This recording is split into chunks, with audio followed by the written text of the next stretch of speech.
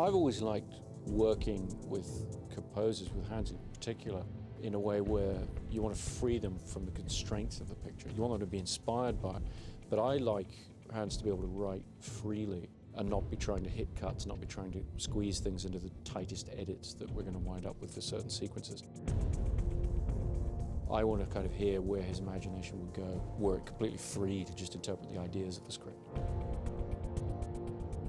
And then based on that, we take that in the edit suite and we start finding interesting points of synchronization between picture and the music he's written.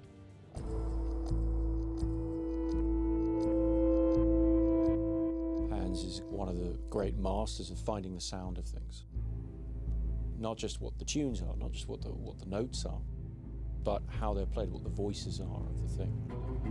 What seemed to work really well in this movie is to turn even more towards electronics. Dark Knight was already pretty heavy on the electronics, but this one somehow pushing that whole thing a little bit further. We took things which were created completely electronically. These ambiences, these atmosphere tracks, and put them in front of the orchestra and said, okay, now I want the orchestra to go and imitate, synthesize electronic sounds.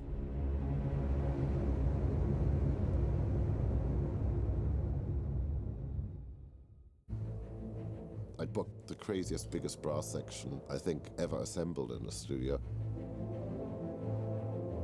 6 bass trombones, 6 tenor trombones, 4 tubas in the middle, and 6 French horns above.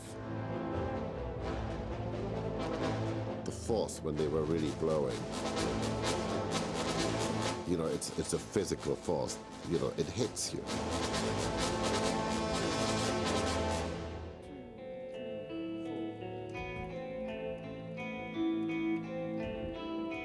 Early on, I had just started writing and I was thinking, you know, I'd love to have sort of one other color in the score, and I was thinking guitars.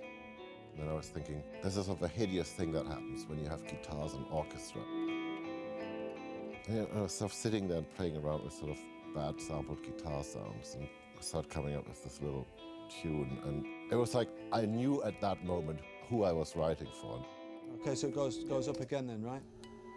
He said he was going to get somebody like Johnny Marr, was how he said it, you know, with a smile on his face, which of course to me meant that was exactly who we were going to have playing it, which I was excited about from, you know, knowing Johnny Marr's music from the Smiths. That was quite a good one.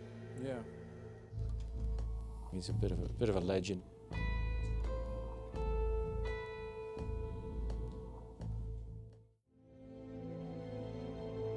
Hans is a sort of minimalist composer with a sort of maximalist production sense. So he'll write these incredibly specific and simple pieces, but the way in which you'll then record that and produce that is on such a colossal scale and with so much movement and drive that there's a point where, particularly, I mean, reels 6 and 7 on every film we've done together, we just let the music take over everything. And make them just turn the music louder and louder and louder, because you realize that the momentum of the film is entirely defined by the structure of the music as the film sort of snowballs towards the end.